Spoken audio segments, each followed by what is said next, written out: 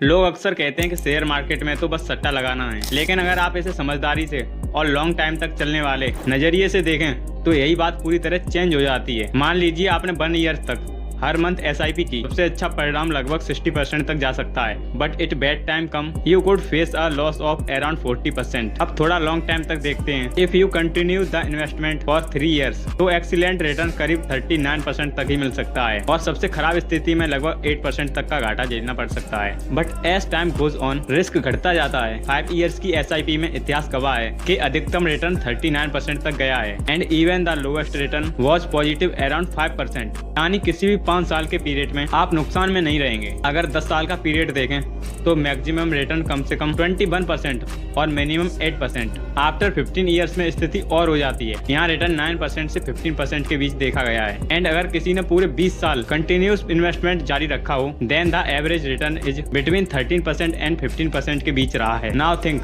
क्या ये सट्टा है या एक अनुशासित निवेश की ताकत और द पावर ऑफ डिसिप्लिनेड इन्वेस्टिंग।